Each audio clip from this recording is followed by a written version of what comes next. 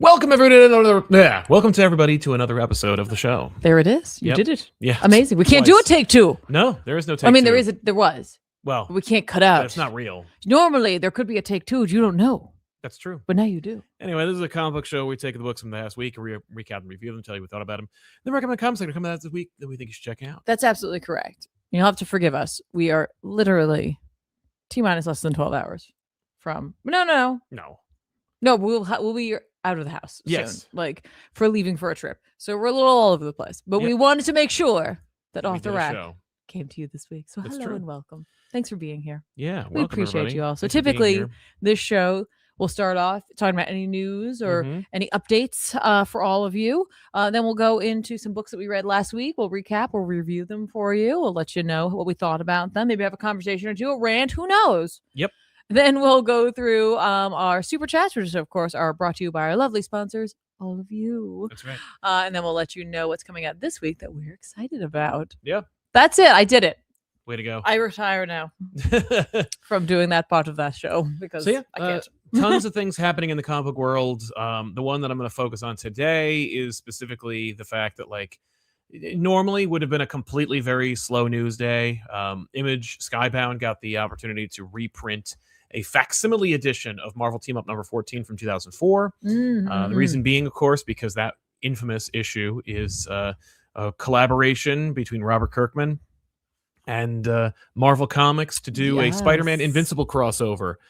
It also is technically canon and was referenced only in the most public domainy kind of way in the Invincible cartoon available on Amazon Prime. And so, there's some collaboration between Invincible and Spider-Man. Obviously, Spider-Man fans, I think, gravitated towards Invincible because similarities in terms of young hero trying to find his way in the world while also being a hero, while also being a young person, regular person problems, that kind of stuff.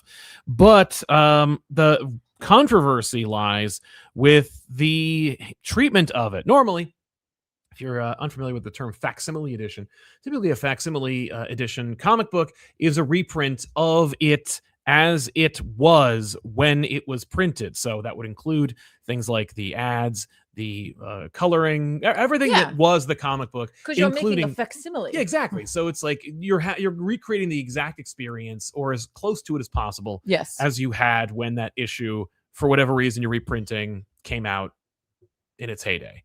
I've a number of those books, and I didn't really understand why they would exist. But I remember back in the day, Marvel used to do them, but they'd call them Marvel Presents or something like that. There'd be another. You'd get at the very least a new cover, but they would also be chock full of the new ads as opposed to the old ads from the time from which the original issue came. It was all to say that number of variant covers were fun.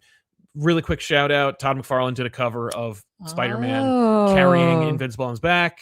Kind of, Yep. Funny. But also a little shout out because the last Spider-Man book that was drawn by Todd McFarlane and the cover that was done by Todd McFarlane was the was the horizontal book with his team up with the X-Force.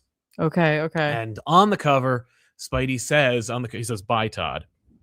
I remember as a kid, I didn't even, I was like, what?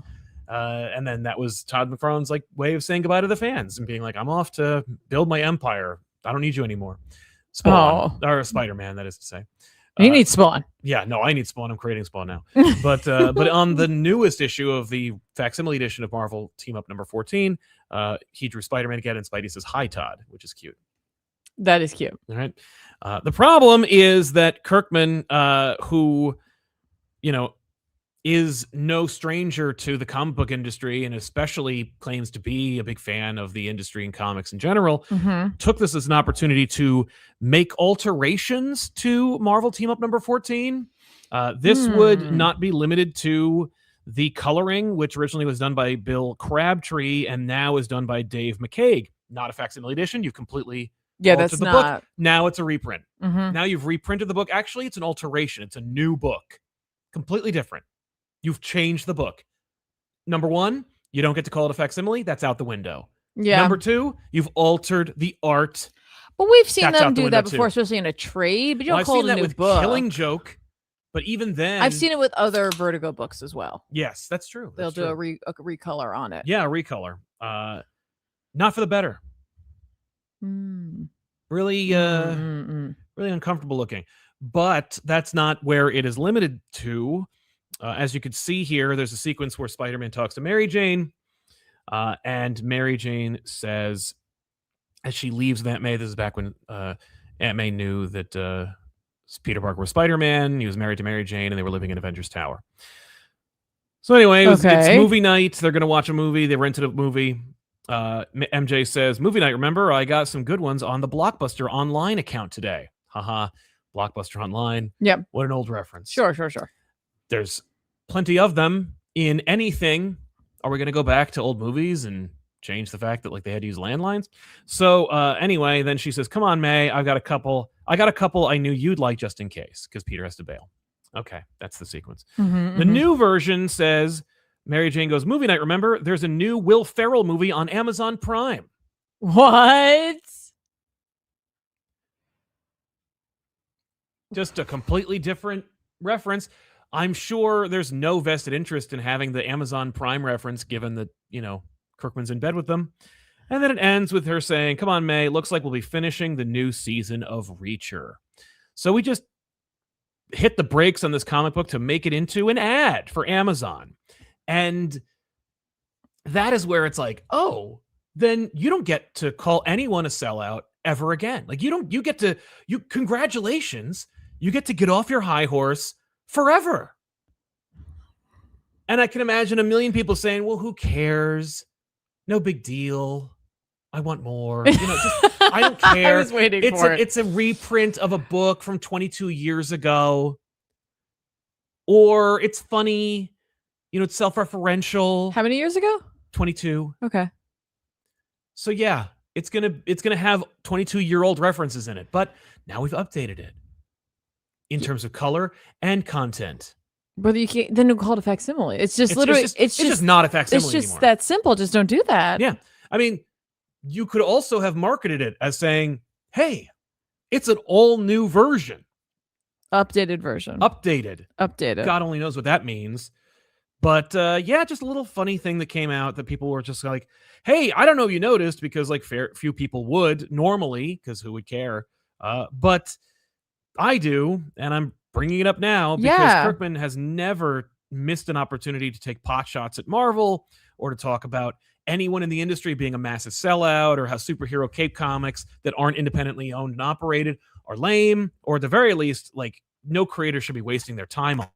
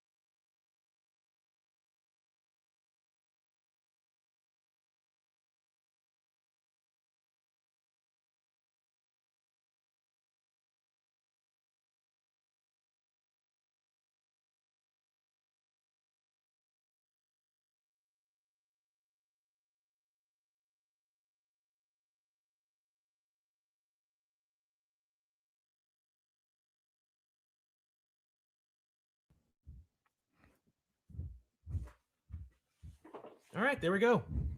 Yay, we're back. It's gonna be a short one, folks. Anyway, that happened. Moving on. Next thing. Wait, finish what you had to say. That's all. Just, finish what you had to say. It's just stupid. Also, you change the coloring and it's uglier. And I can't imagine anybody being like, yeah, that's an improvement. What really is weird is that, like, as you were saying, that like there are some big opinions about Image, like, for people who work there. Yes. And I happen to agree with a lot of them. Like, it's like they're making things that are meaningful. It's just a weird choice to make this.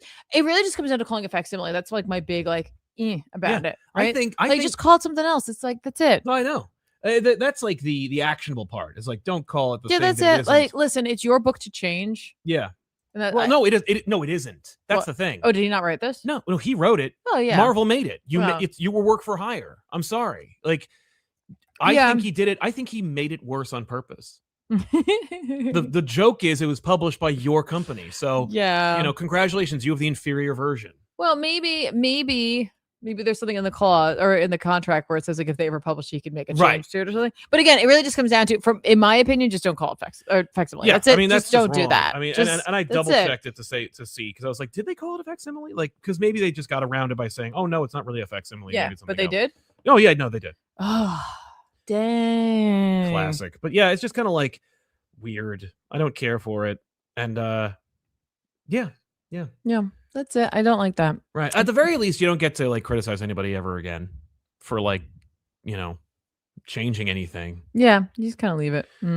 Anyway, not a lot of books this week that we talked about, but I'm excited to jump into them anyway. Yeah. I didn't get a chance to actually read this one, unfortunately, but I'm looking forward to hearing your opinions. Oh man, you didn't read Flash number 12? No, I didn't, and I've been trying to catch up on it. I read the last one, I think, but I don't remember if I read the... This is Absolute Flash, The War of the Flashes, part 2 of 2.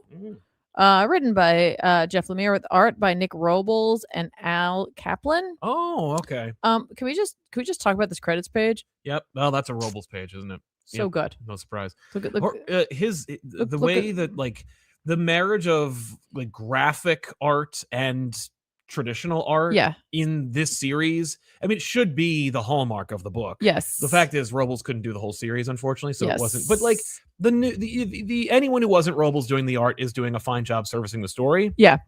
But it misses something in the visual identity, I think, when it's not. Because I think when it was announced, all you had was like one image of Flash from Robles, and it was like, whoa, yes, and every time that they do that, they deliver. Also, shout out, of course, to Tom Napolitano for letters, for just like integrating it. I'm telling you, if you read this book, you know what I'm talking about with that credits page. It's so good. It's so good. This was like what had happened. Like Flash got sucked in to the still place. Right. I think that's what it's called. Like the still zone. Yeah. The auto zone. Where in which it was like Highlander rules, only one can leave. Sure. And Eobard left. And trapping Wally there. Wally found his way back with the help of some others. And now the rogues and Wally's father and Thawne's daughter. Yes. Granddaughter. Sure. Yeah. I don't remember. Are working to push him back in because oops, shouldn't have done that. No, that was a bad idea. What a mistake. We should not have done this. Right. So with the help of Trickster and Eleanor, they help to like reopen the gate so that they can push him back. Right. And like Wally in this has this moment of being like, this is what I'm supposed to be doing. Like he gets it. Like he understands. He understands his power is like he's like, this is I'm meant to be there to do this. Got it. Like I'm ready. Let's go. Okay. And so like he has like a battle with him while the rogues do their thing, which is kind of fun to just kind of see them all working together. Yeah, they're a great design and a fun bunch, and I want to see them in action and do things for sure. And Wally's dad and he gets to have like a touching moment when you think Wally's taking care of Thawne, has not. But they have a really nice moment where like they hug and like, Wally is like, did you see what I did? And he's just like, you were incredible, son. Aww. And they like hug and it's like so sweet. I'm like, oh my gosh. Wally's been like, chasing this the whole book. Yes. Right. And that's when like Thawne rises and it just makes a break for it. Okay. And just runs off. They're like, bail?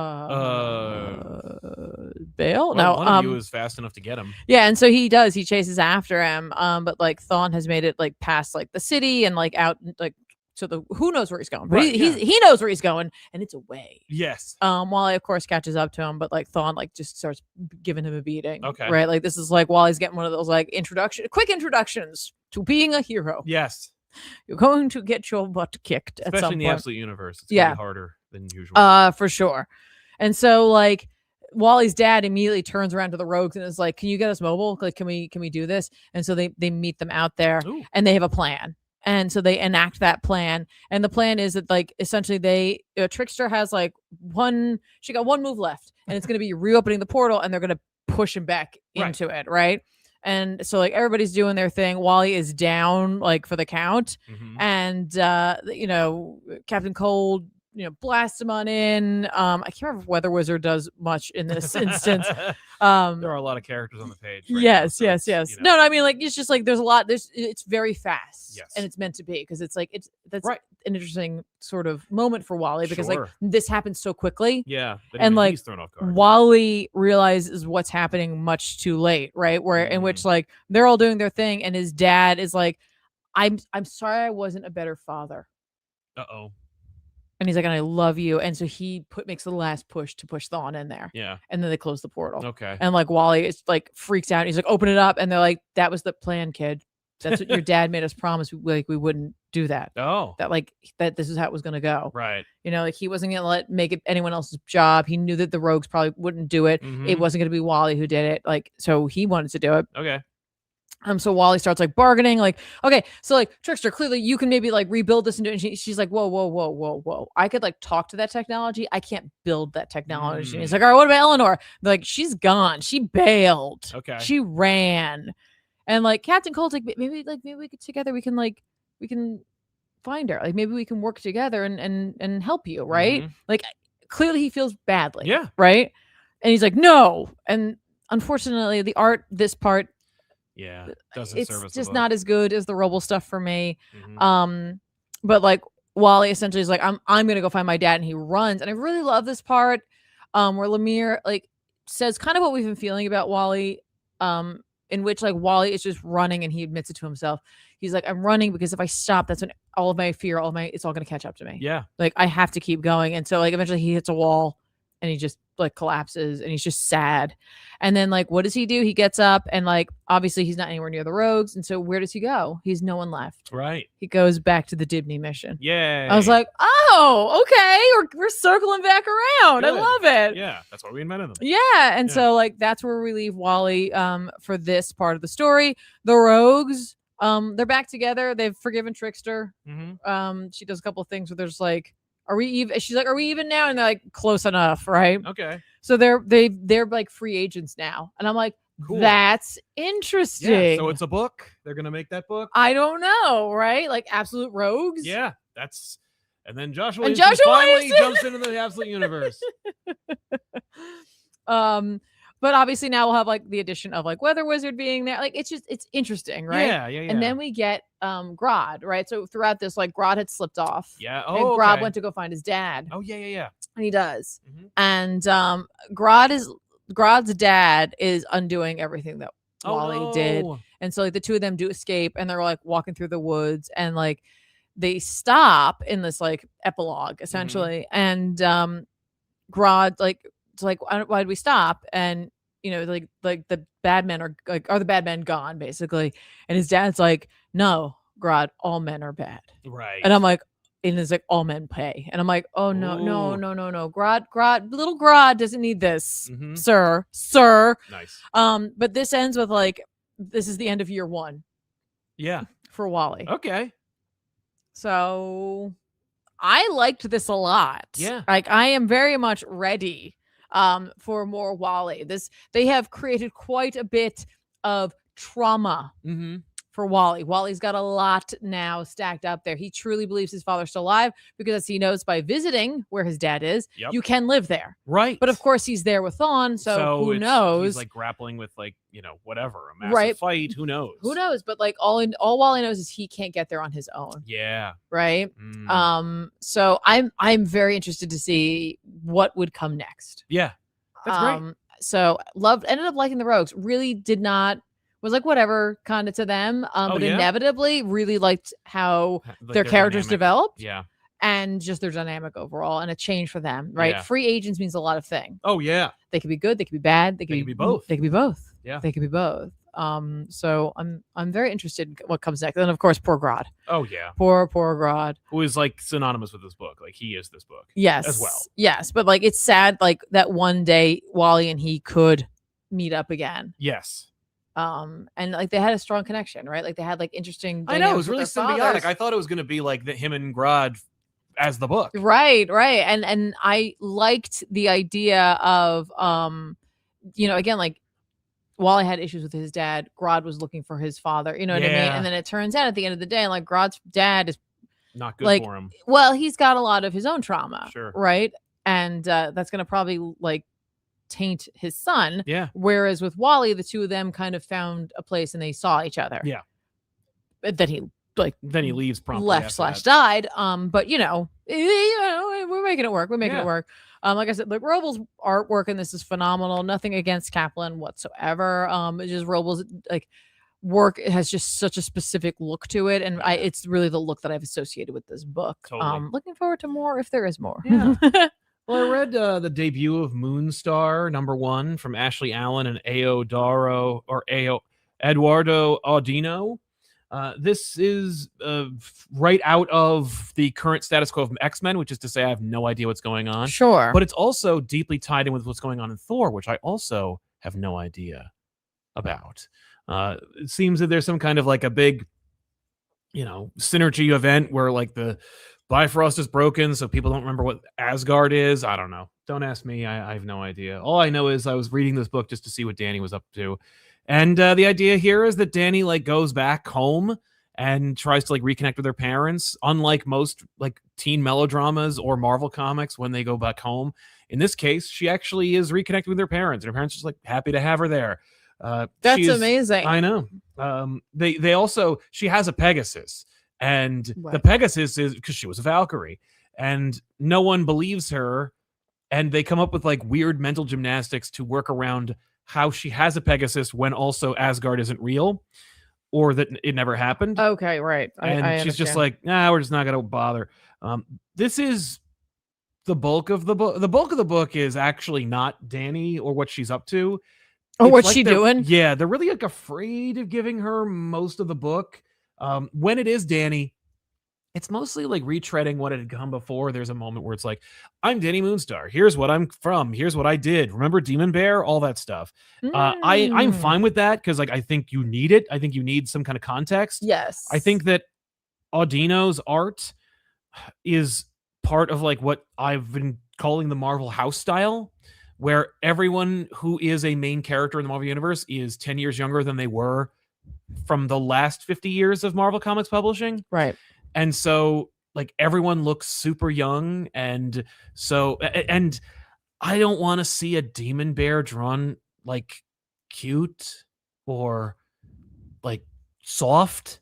I think of Sienkiewicz, and Marvel would probably implode if Sienkiewicz drew an interior for anything that Marvel is doing right now. No, that's true. Here's the thing. Like, I agree because I think Sienkiewicz's art is perfect for that. Yeah. That said, do I want to see a cute Demon Bear? It's not cute. It's just more. Oh, okay. That's the problem. If there was like a Demon Bear doll in the same way that like young Ileana had a like stuffed chibi Nightcrawler, right?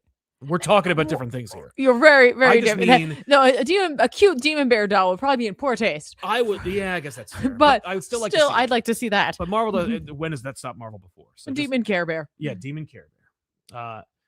But yeah, so Danny comes home. She's confronted by a couple of people from like the Shadow Society or something. I don't know. Okay. Like, she was part of a thing that they put her in after Krakoa, and there's some stuff happening, and she helped take it down, but she was betrayed by her friends, and her friends are like, they pulled a hat trick before the end, so they weren't all bad. And then they show up and they're like, hey, help us do more stuff. And she's like, reluctant, but it's the call to adventure, so she eventually takes it. I don't know who any of these people are, and the book makes very little attempt to contextualize who they are or what they're from. Maybe part of it is discovering who they are. No. Okay. No. They're very specific characters. These are not like new characters where it's like, ooh, they're mysterious, like Bishop when he first shows up. Okay. Whoa, who's Bishop? And what's that harmonica? This is more like, here are two characters that hung out with Danny and did something in a book you've never read. Okay. And that's fine. And actually, I want to give credit to Alan for not forgetting the continuity that happened. That like where Danny was last at the very least. Yep. Presumably, given that I don't know when Danny was last. There's also a real like framing device where most of the book is about a sword that was forged in Nivellir that was made of evil, and when it was sheathed, it must kill, and it can't be sheathed again until you've slaughtered someone with it. Eventually the sword becomes sentient, and it's just like, oh, okay, Valifax, I got you. But no, it's weapons having a personality or not. It's not just God Country. No. But also it's a fun sword. I was like, oh, is this like an origin for maybe magic sword or something? No. New sword. And basically the idea is that like someone inherits the sword, new big bad for this book, and that sword wielder is also like a big cool Asgardian looking Viking character. And he's looking to I think he's looking to break his curse, and so he fights our characters, and then he kills one person, and then it doesn't work. Like he needs a sacrifice in order to continue, and it's like the threat of the book is like, I don't have enough. Like I killed someone important, but they weren't enough. So I'll have to kill more important characters in this series until I get what I want, when I eventually discover that what I wanted isn't what I needed. What does that have to do with Danny? Very little. But it's not bad. Right. You know? Okay. It's not bad. I don't hate it. It's not for me. Yeah. It's also steeped in like whatever the hell's happening in X-Men, which is just like terrible. Mm-hmm. So I don't care. I was like kind of like looking forward to this, where I'm like, oh, thank God. Maybe it's like Storm, where it's like whatever they're doing in X-Men, don't leave me out of it. Right. And Danny would be one of those great characters to do that for. Like this image on the cover, yeah, that doesn't happen in the book. Like we don't get to see this. But she doesn't ride a Pegasus. That is rare that you see what's happening on the cover. I know. It's a good cover actually. But you do get more Pegasus action, which is fun. Although many of the books I read this week, the cover did reflect the book. Yeah, weird. Okay. Well, never mind. I lied. Yeah, fair enough. Actually, I'm really looking forward to hearing. Well, I was going to talk about Twilight Zone first. Oh, great. I figured I'd save that. Right. So I read Twilight Zone number 5 this week. I realized I love this series. I'm always excited because, like I said, like every issue is a new story. It's a new creative team, whether it be one person or two people. I kind of love that, right? Because if it's just like especially when it comes to horror, like if it doesn't resonate with you, or you're just like, oh, okay, like the next one's gonna be totally different. It's true, right? Yeah, but again, if you love the last one, you're gonna be like, oh no, it's gonna be totally different. Right. I like this one quite a bit. This is Silent Warning. It's written by El Marlo Francavilla with art by Francesco Francavilla. Oh, Francafest. It's the Francafest. Yeah, this was great. This was a Festivia. This one is a classic feel to it, because every issue so far, which I'm super impressed by, I've read it and I've like, this felt like the Twilight Zone. Yeah. And I'm loving it, right? Obviously I've seen a lot of, takes on it in the past 5 issues. Like where is this taking place? What time period, right? Like this is clearly like not a modern day story. It's like 2026. It's like a 50s kind of, maybe like 50s 60s sort of vibe to it, right? And it's alien in nature, and it has a dark ending. Okay. Which like not every episode of the Twilight Zone had that. Yeah, right? That's true. So it's like when you came across that, you're like, oh, right. And I think it's a hallmark. Is to occasionally have an episode where it's just like truly like dark. It's not going well. Right. Every episode every issue, as pointed out by the chat, is opened as though you have the opening, and like Rod Sterling submitted for your approval. Yes. And then gives you like a background to what's happening as you're seeing some things happen, and then the comic begins. Interesting. He did say submitted for your approval, right? Yeah. Yes, I believe he did. Because I know that what's it called? Yeah, Are You Afraid of the Dark? They said submitted for your approval. No, submitted for the approval. For the approval of the Midnight Society. Yes. And it was kind of like a Twilight Zone-y show. Mm-hmm. A little episodic type of thing. This was great. There's theming throughout. I don't want to give it away. But no reason. Just pick it up. If you were intrigued by the concept of like an anthology series that is steeped in the premise of the Twilight Zone without trying to be subversive or some kind of like an alternate version of the Twilight. This is Twilight Zone, right? But also, like, if you're just interested in like a horror anthology, it's all, by the way, it's all grayscale, all black and white, but it looks phenomenal. And I gotta tell you, if you're a fan of Francavilla, he's doing a great job in here. Like, there's even like a panel in which he like signed it like towards the end. Yes, he tends to do that. Yes. He's like, for a big event, a showstopper. Yes. But really like this one, liked it every time, or like this book every time, or I recommend it. Like I said, like you can pick it up at any point in time. Right. Because it is completely, every issue is a totally new jumping on point. Like every single issue is a jumping on point for you. And the next one will be, and any other one that you find, and that's the beauty of it. If you're trying to hunt this down and you're like in a back issues bin, grab any of them. Yeah. You can read them in any order. It's completely fine. Love it. But I do recommend it. So if you're looking for that type of thing right now, go grab it. A lot of fun. Fantastic. So I've seen spoilers for this book. I know what's coming, but tell me more about Absolute Superman. Wait, you know what's coming? Well, I know what's in it. Did you read it? No. Oh. No, I've been spoiled on it. You've been spoiled on it? Yeah. I don't know in what way you've been spoiled on it, other than like the ending. Absolute Lex. Yeah, okay. Well, we don't know how that's going. It's not going good. We don't know how it's going. If that's the only thing you were spoiled on, then those people missed the point of I know they did. Book. Oh, yeah, no, I know. Those people just wanted to be the first person to show you something. Oh. And that was the least interesting part of the book for me. Interesting. That was the end of this book was, listen, we all knew it was coming, right? It's a showstopper. It's fine. It's like, moment. Whatever. That is the least interesting part of this book, in my opinion. It's just more like an epilogue. It's just the thing to keep you going. Like, oh, okay, cool. No, the point of this book is Jason Aaron going like, hey, you know all that crap we went through to get to here? Let's really enjoy Superman being Superman. Love that. In the Absolute universe. Right. And I'm like, thank you. Yeah. I'm happy to let's enjoy the space. Let's explore it. Yes, please. It's not like this book is in any danger of being canceled, so let's wait in the pool for a little while. Right. So this is, of course, written by Jason Aaron with art by Juan Ferreira. Yes, the Ninja Turtles duo. Man, what a good choice for art. Not that any other artist couldn't have done a nice job here, nor the previous artist. Yes, the previous artist, for sure. But is it Rafa Sandoval? It was Sandoval, and Sandoval I think would have also done a great job. Oh, but no Ferreira's art can be disarming, in which it's like it has this like, I don't know. It's not storybook quality. It is storybook because it's not quite animated. No, but there is something about it. It just feels very illustrative. Yes, very storybook, right? And then in this issue, because what are we dealing with? You get the horror. That's what I'm saying. Like, what antagonist are we dealing with? Brainiac. No, we're dealing with Parasite. Oh, that's right. In this, yes. In the part that I cared about the most. Oh, and again, like, I'm not saying the Lex part isn't important and exciting. Yeah. I am saying the part that the cover is about Parasite versus Superman. And that I think is the most important part, especially if you've been a person who's been persevering through reading some of the early stuff that people didn't love, right? Yeah. But like his art is disarming in that like you're watching these things happen and then you'll see an image like that he has produced and you're like, whoa. Right, body horror, because we're doing like kind of a different version of Parasite here. Yeah, or the version that like people have always wanted to do, because Parasite's a tough nut to crack, because he's like at worst lame and at best like body horror. Yeah. It's great. Yeah, this was intense. This is an intense book. Parasite is free. Superman is in the midst of a conversation with Hawkman that doesn't need to happen, because Hawkman, go away, man. Yeah, Hawkman is a downer. He's not a downer. He's a dick. Yeah. Like, I don't know how, he's just a dick. No, I gotcha.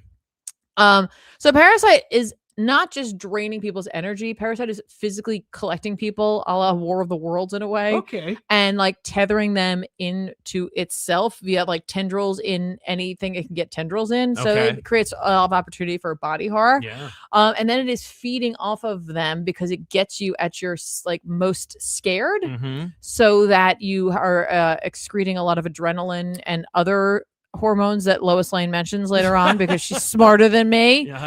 And so essentially like that's what it's feeding off of. And that is like that's how Parasite feeds. He feeds off of like your fear and keeping you in that, right?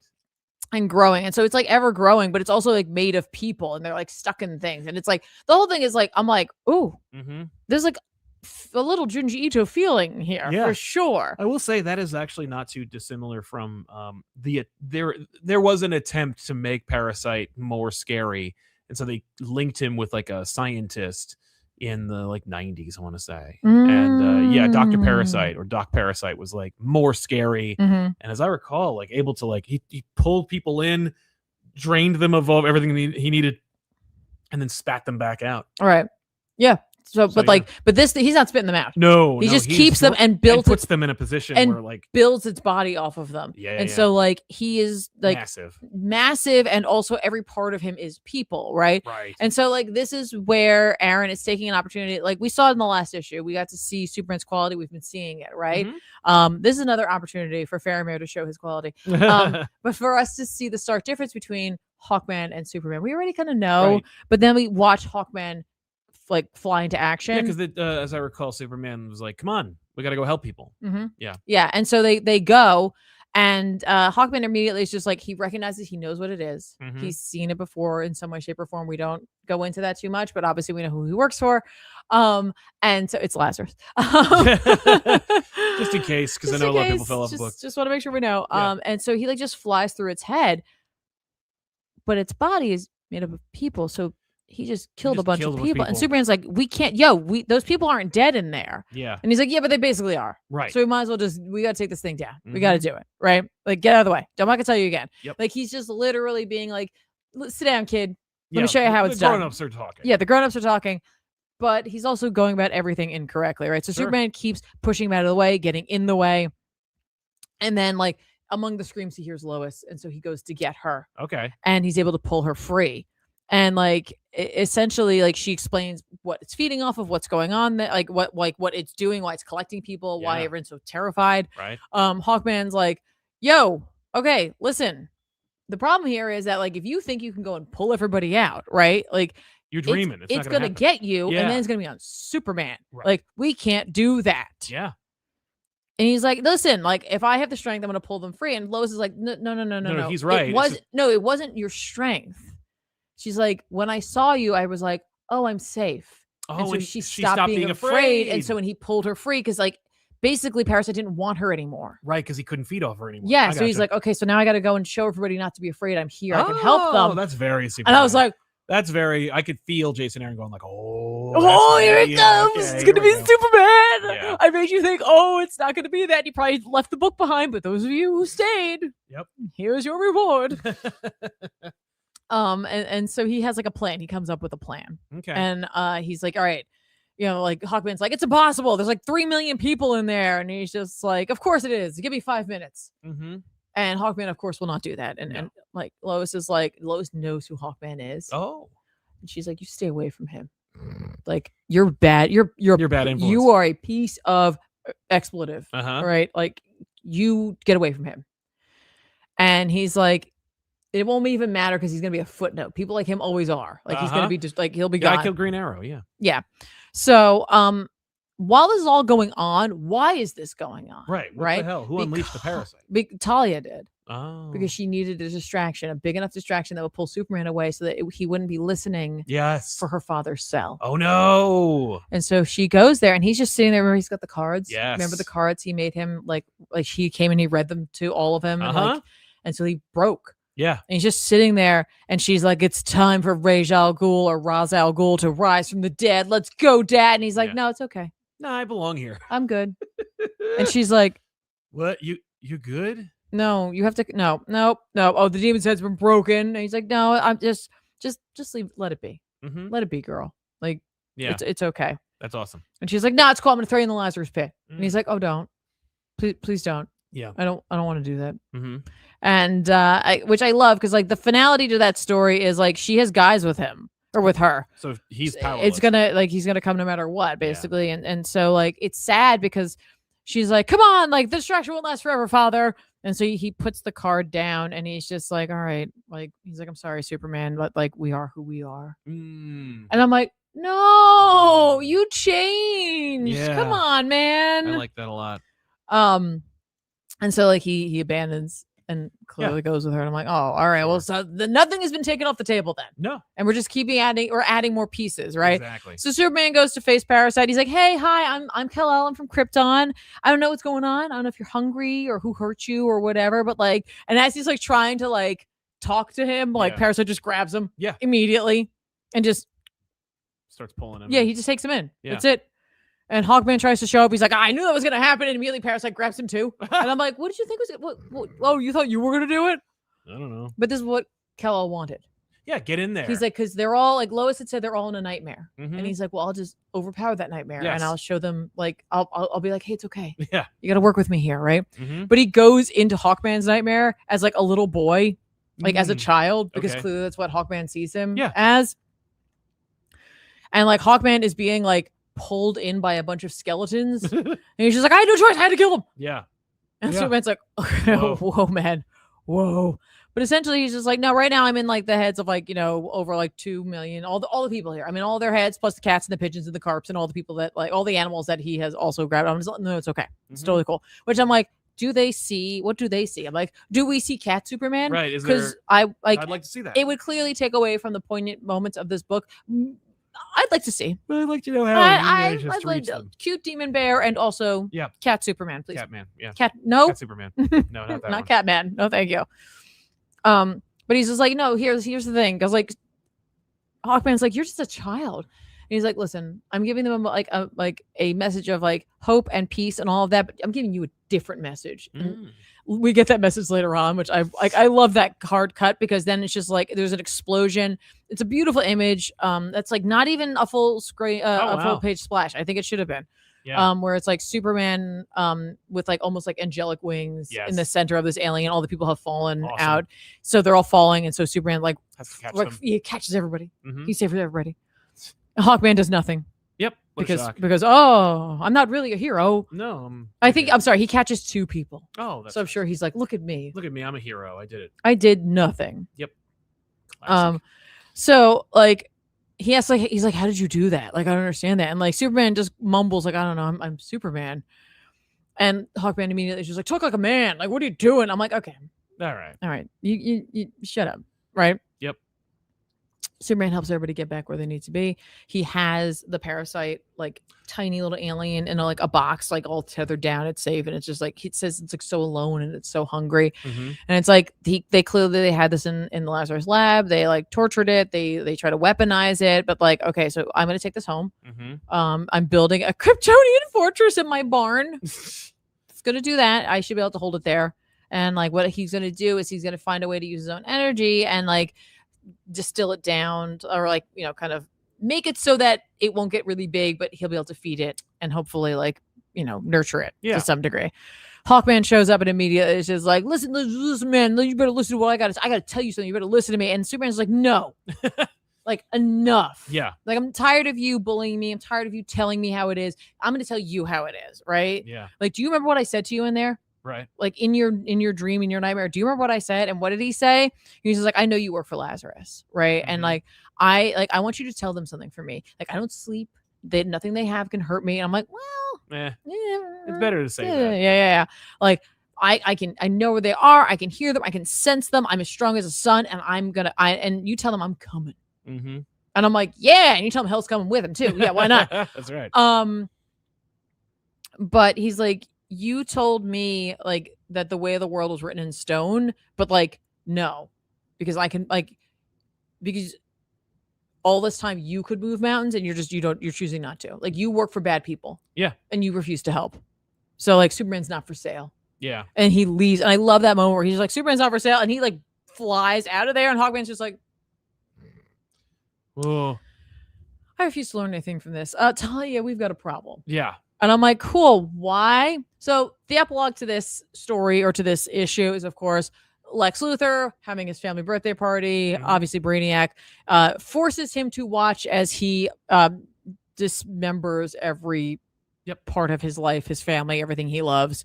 And like tells him to be like better, more interesting. So yeah, make yourself more interesting, or make yourself interesting. Because Brainiac has seen the other universe. Yes, and he knows what Lex could be. Yeah.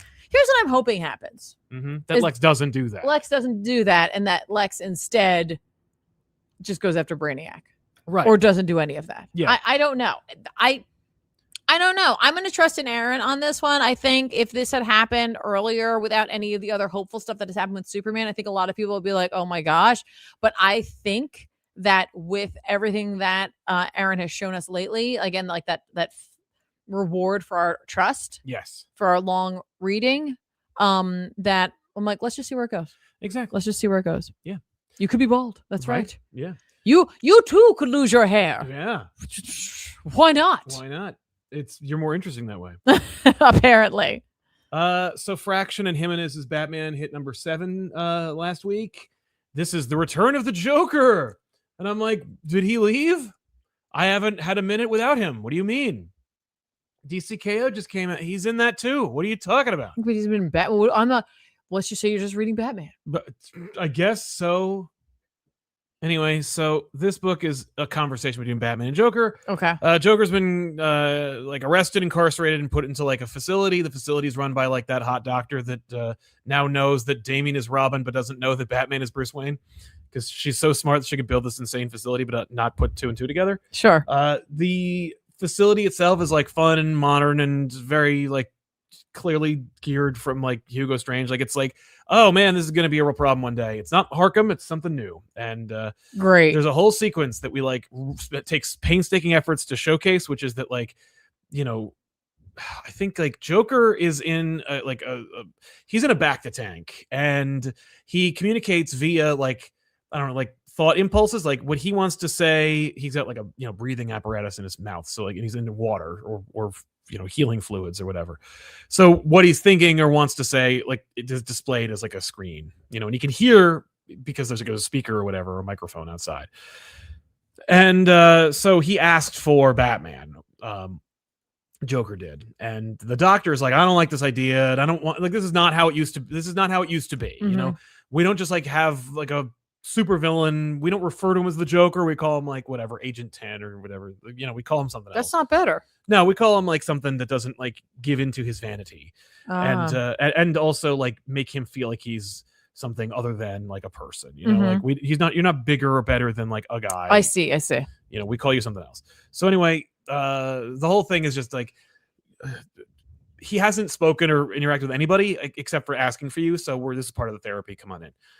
Except you have to take your shoes off because like if you like hit the glass or you act crazy, like the floors will electrocute you. So there's a sequence where Batman takes his boots off, and so he has bare feet on like the floors. And I'm like, there's a real focus on feet in this issue. Like just like I was just thinking about how like there was a variant cover where Batman has his boot off and he has bare feet, and then in this issue, bare feet again. And I'm like, I don't know what we're doing here, but okay. And also like it better pay off, like not in a Quentin Tarantino kind of way, but in like we got your DNA, or you know, we read your toe print, your feet print, like, you know, like on birth certificates there's baby feet prints. Yeah. I don't know. I was just like, why would you do that? Like, why would Batman do that? That's so stupid. Anyway, so he goes in and they talk, and the talk is basically just like Joker being like, it's a conversation that's not too dissimilar from any conversation you might have seen from Joker and Batman, except that it's a little less sinister. Okay. It's more like we're not so different, you and I. It's that kind of conversation. But it's one-sided, or no? Batman can talk to him, and Joker's texting him basically. Oh, he gives him text. It's not just like emojis. Yeah, it's not like eggplant. There's only texts. Otherwise, I think it would devolve. Yeah, like it's funny because like it ends where you know, basically Joker reveals like the reason why I called you is because like I'm worried about you, and I think that there's someone trying to kill you. And he's like, okay, thanks for nothing. And he leaves, and he's like, you have to stay, Bruce. And I'm like, he knows he's been Bruce Wayne since at least the death of the family. Yeah. That's not a last page reveal. No. But it was in this issue. Also, Joker's like weird looking, like he's like heavy. Well, he's been moving around a lot. Right, but like what? Like, is this before or after DCKO? The bad, like, okay, so like here's the blend. Like, I don't necessarily dislike this issue. I actually found it kind of compelling, and I really enjoyed seeing the back and forth until we got to the end, and I was like, nothing new here. And then the mic drop was more nothing new here. Like, the new is the cosmetic. And even then, the artist has been drawing the last 3 runs of Batman, so even that's not new. Mm-hmm. However, the great of this issue is Jimenez's art, and how while Jimenez has drawn the last 3 runs of the series with 3 different writers, he's managed to differentiate himself with Fraction somehow. That in this run, everything looks slightly different. Like Jimenez has almost adapted his style to feel like this run, as opposed to it feeling like a continuation of the last 2 runs. Mm-hmm. And that's to be commended. I think it's fantastic. I also love the color. I think that the Batsuit being like bright blue is really fun. Mm-hmm. And I admire doing an issue of Batman where Batman and Joker talk to each other. Right. I'm like, yes, I love these kind of issues. Mm-hmm. And if it were with Two-Face or Joe or or Penguin or Riddler or something like that, maybe there might be something. But it's Joker again. Joker's back. He never left. He knows he's Bruce Wayne. He always did. Okay, so some folks in the chat are saying that what he says is coming to kill Bruce. Oh, yes. The idea is that someone's going to kill Bruce Wayne, not Batman. Right, but that might, maybe the implication there isn't that he knows who Bruce is. Right. It's that someone else knows who Bruce is. No, Joker is implying that, like, he's like, I know who you are. I know who you are, but I'm just letting you know someone else knows who you are. Yes, that's I don't care about that. Okay, because the biggest threat to Bruce Wayne's life is Joker. So like, oh no, someone besides the Joker knows that Bruce Wayne is Batman. I'm sure that they will never be successful. Right. And also, like, that person's main problem then is not Batman. No, it's Joker getting out and getting you. You never. No, he's going to lower you into a vat of acid in a coffin. You never get in between Joker and Batman. No, it's true. That being said, like, again, it was very engaging. It was a lot of fun. And I enjoyed it, but it's very cosmetic. Nothing wrong with that necessarily. It's a comic book after all. Yeah. Yeah. Also, there's a fun conversation. I don't remember if it's this issue or last issue where there's a sequence. Yeah, I think it is in this issue where Batman bumps into like whatever the like lowest ranking police officer version of Jim Gordon is, and Bullock, who's like I think a private detective at this point, and Bullock is chewing gum, because like we can't show smoking. Of course, yeah, they have. I don't see why they wouldn't, but yeah, it's we're getting back. Like, we're fixing things. Mm-hmm. Like, for me, I'm like, Batman needs to get back to basics, and we are. And this series is kind of doing that. Mm-hmm. But, like, I was reading a thing about, like, a big upcoming Batman event. I think Poison Ivy's going to take over Gotham or something. She's mayor. Oh, that's right. Yeah, I think this last issue mentioned that it's, like, the start of, like, Mayor Ivy. Yes, thank you. And Vandal Savage is commissioner, and I'm like, still? Well, she'll get rid of him. Well, and that's the thing, right? Like, we are cleaning up the mess from the last two runs. And not to say that Zdarsky was a mess, but like he didn't go far enough. I don't think he was allowed to go far enough. Right. I think if Zdarsky had his way, he would have put everything back to where it was supposed to go. He tried his best, But yeah, I think we're finally doing that. And I'm like, okay, works for me. But again, feels like a good book. It's just and the art's great, but like, and you know what? Maybe it needs to feel familiar in order for us to get back to basics. Maybe that's it. Yeah. So I'm okay with that. Yeah. And I think, it's funny, like one of the big complaints about like Batman comics is, and it's not necessarily even an issue, but it's like big Bat family, big sprawling epic Bat family, a lot of Robins. I can imagine if like a mandate or a personal decision creatively is, I'm going to pare down the Bat family. I'm going to get rid of some of these Robins, right? Mm-hmm. If I have to do that, or I want to do that, I'm not going to kill Tim. I'll have him quit and then just go over there and then use Tim later. But the others are going down. And I don't know. I just think it's funny. That is funny. Although I think Red Hood's running the Titans at some point coming up. Right. So the Bat family is going to get scaled down. We're going to get back to basics, I think, at some point. But good looking book. Yeah. So excellent. There. Great. And finally, DCKO number 5. Oh boy. DCK over. Yeah. Much better than issue 4. Yeah, much better than issue 4, I gotta say. Like, I was not happy with issue 4. Issue 5, I'm like, oh no, we're back to like I was enjoying it with a kind of like, this is good. But 4, I was like, what the hell are you doing? But we're back to where we need to be. Scott Snyder, Josh Williamson, Wes Craig, Zermanico or Shermanico, I heard it said another way. Javier Fernandez working all together to make this issue come out. I love Wes Craig. I think he was kind of done dirty in this issue. You don't really get a lot, and that which you are getting is not his best, but the art is not nearly as sloppy as it was in the last issue. Now, of course, it better not be. There's 4 freaking different artists on this issue. Yes, but they're in different areas. They're in specific.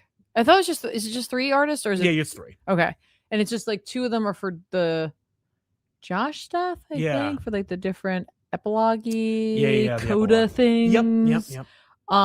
Just kind of like informing you as going forward, which is fine. You know what I mean? No complaints. Yeah. No. It works. It's better than like how Marvel would do it right now, where it's like just in the middle of a conversation, new artist. Yes, I agree.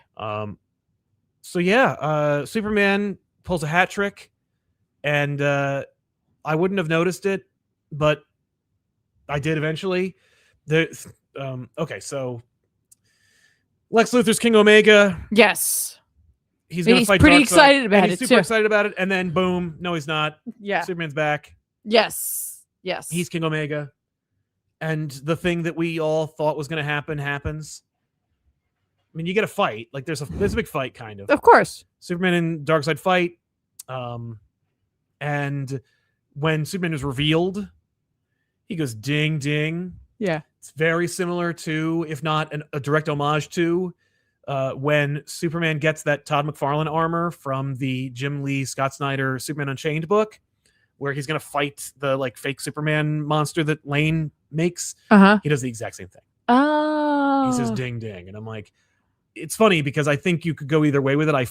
I know Joshua Williamson was like, Superman going, I got 2 words for you, Darkseid, ding ding, and he would think that's awesome. Like I feel like Joshua Williamson would be like, that's aren't you hyped? Aren't you pumped for that moment? But I also could see Scott being like, you didn't like my Unchained book. I know a lot of people didn't, but I still really stand by that book, and I think that moment is still earned. It's so earned, I'm going to do it again. Yeah.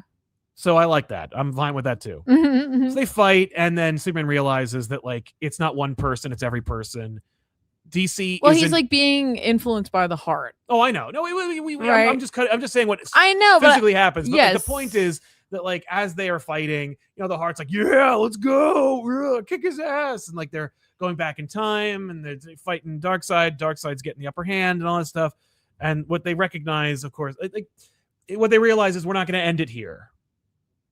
Like that's really what it is. DCKO is not the end of the event. No, it's the start. It's the start. So Superman can't beat Darkseid. So how do we have Superman win while also not beating Darkseid? I know I'll spread my power around and share it with everybody because the DC universe, DC Comics, is not Scott Snyder. Scott Snyder did not save comic books. Right. Scott Snyder did not save DC Comics. Joshua Williamson and Scott Snyder and Kelly Thompson and Jason Aaron and all these other amazing artists and writers. Jorge Jimenez and people not Hayden working Sherman. on Absolute. But other people, all these amazing artists, Daniel Sampour, all these amazing creators are the responsible for the revolution that DC is experiencing, and comics in general are supported on the backs of all these different. And if you want to get more literal, they're on the backs of many of these characters. It's not just Superman. It's not just Batman. Yeah. It's all of these. So Batman's like, it's definitely not you, Clark. It is not you, Clark. It should have been me.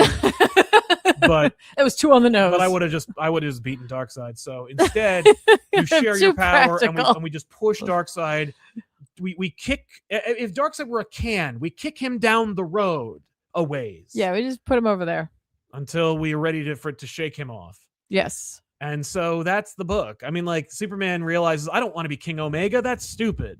And of course, and I was like, that's that is not. I think he realized that he doesn't realize what it really means until the heart's like, it's just you. You did it. You win. It's you. Yeah, it's just, I know. And like Superman's like, what was that last thing you just said? Like, but the whole damn thing is antithetical to Superman. Like they were having fun initially, but it's like you have to kill your opponent. Nope, not gonna do it. You have to fight your friends. Nope, not gonna do it. Like that's Superman would hate every element of DCKO. Yeah, and it took a lot of mental gymnastics to get Superman to this point. Especially when it's like, what we got to do is convince the heart of Apocalypse. Like, we got to convince the devil to sell my marriage. Like, no one's going to buy that. Like, Superman's not going to go for that. It's just, anyway, so he doesn't finally. Maybe none of it happened. Maybe all of this was just in the Pocket Universe. I don't know. That, like time. The Time Trapper. Time Trapper. I was like, Time Jumper. Yeah. Nope. He does not jump time. If you didn't read Superman, you missed when Time Trapper's heart grew 3 sizes that day. There's a cool moment. I don't remember if it's in this issue or if it's in Superman. Yeah. Where Time Trapper like rips his robe open. Yeah. And he does like a Superman reveal, and the tattered rags of his shirt make the S symbol. Oh, he ripped it open. I didn't catch that. I'm going back. I'm going back. I'm looking right now. He does a Superman like reveal. but he doesn't have a shirt on underneath. So we make the robe itself tear into an S, as if to like I don't know. Squint, you'll miss. It's because he's got the big stupid thing on the front of him. Yeah, no, but it's. I guess. Nah, they want you to think Superman. Okay.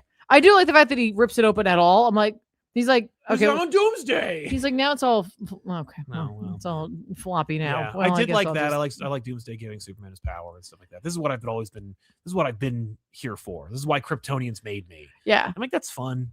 You're gonna bring him back though. I mean, it is fun that he yells live. Yeah, and then like shocks him with it. You know? The art in this is really fun. It is. I feel like I liked it a lot. I agree. I think it's the right level of seriousness for this event, the excitement and such. I love how quickly Lex is dispatched in this. Me too. I'm glad we didn't. He's like in the middle of like, okay, now it's my time. monologue. Oh no, I was beaten. No, come on. It's also like kind of fun because it's like obviously we know who is arriving. Yes. But I like that he just picks up with what Lex is saying and like he's like shadowed, you can't see who it is, and then it's like Superman, it's like haha. Yeah. And like Darkseid's just excited. Yeah, he's just like, I just want to punch somebody. I'm ready to go. I feel like Fernando's got a really great opportunity to just kind of play with art and panels in this. Like there's some really spectacular ones, especially when he initially like goes back to the past and like we see like the dinosaurs and like it's like in his face and like I really enjoyed that. I agree. But I love later on as they're like as the heart is like you the only place where Darkseid is in the past. You have to keep going back. So he just keeps going back and we see like different events. Right. Different eras of DC. Yes, until he falls back. But I love the way that they depict it. Me too. I thought that was really fun. I know we've seen that many times before, things like it, but it's always fun. It's fun to see. It's fun. I'm happy to hit the hits, hit the heights. For sure.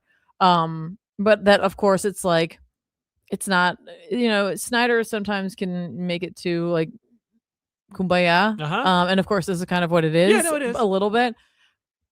But I love the fact that part of this solution is also initially Clark being smart. Yes. Like I have to go back to the beginning and like gather all this energy from here, all the possibilities, all the everything in order to beat Darkseid. Yes. Right. Because that's what I think I need to do. And then when the heart is like essentially being like, no, you're going to win. And that, and you're going to make this beautiful, like, instead of a Dark Lord, you'd have a queen. Like yes, literally that's what's happening. Yeah. It's like I'll rule then. That's not what I want. Yeah. Like all would love him in despair. Yep. Yeah. I appreciate that.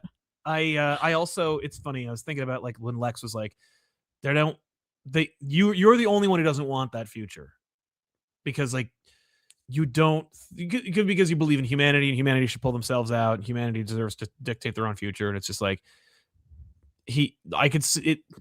It's very like real where like Lex is like, we tried that. People are tired of fighting and losing. We just need you to save us now. Right. And Superman's like, no.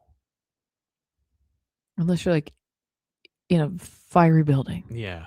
Then I'll be there. But if you want me to like make society better or like kill hate, forget it. I believe in you. I believe in you. Yeah, great. But I'm not a billionaire.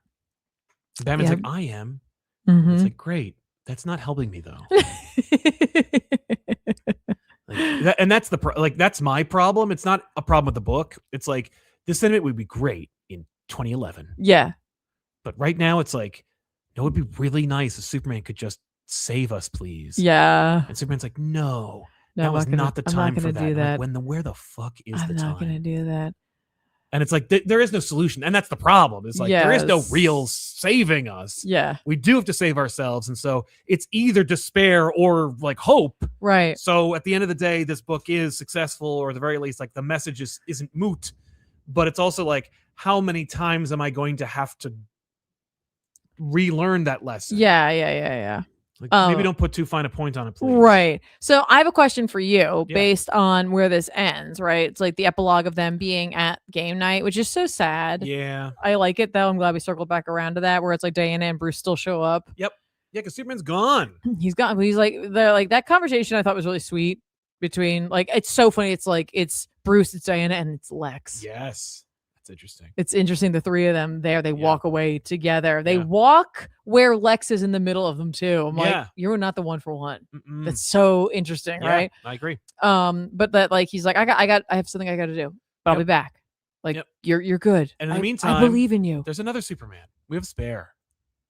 We do? Superboy Prime. Oh, right. So Superboy Prime is going to be Superman in these Superman books. Oh, and Lex is going to be like, oh my God. Yeah. Prime is going to be superior Superman. Yeah. And I'm looking forward to seeing that. Yeah. And it's also like, look at all these other books that are coming out. Yep.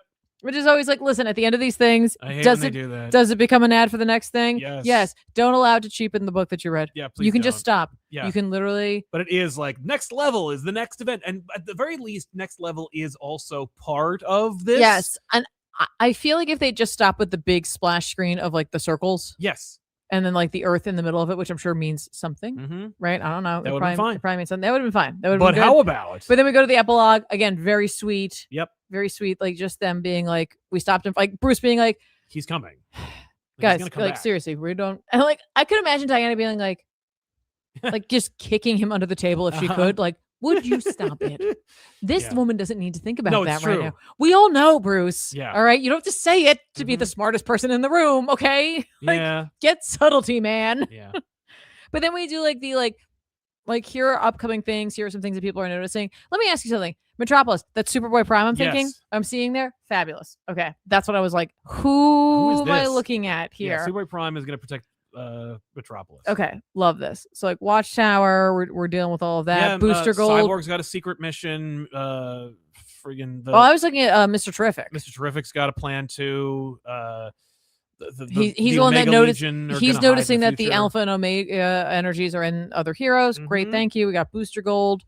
Going to find Superman. I think. Yeah, I think so. He's Big Blue, and I'm like, don't go. Every time you leave, something horrible happens to you. Just don't, man. Just stay here and do something cool. Yeah. Superboy Prime, Future.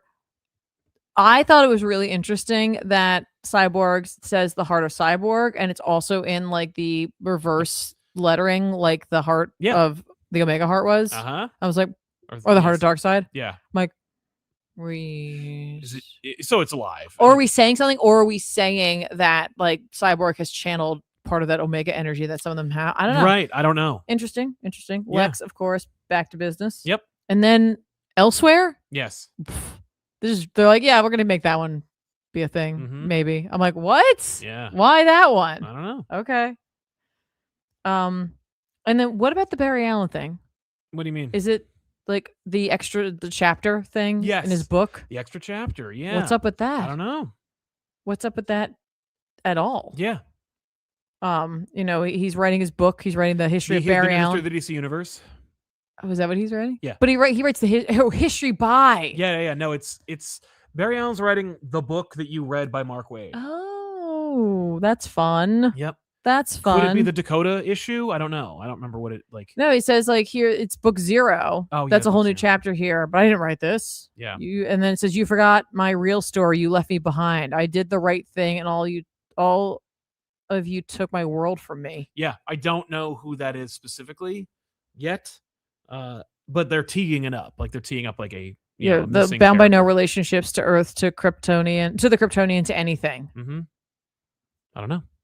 And it shows like the hand holding the world. Interesting.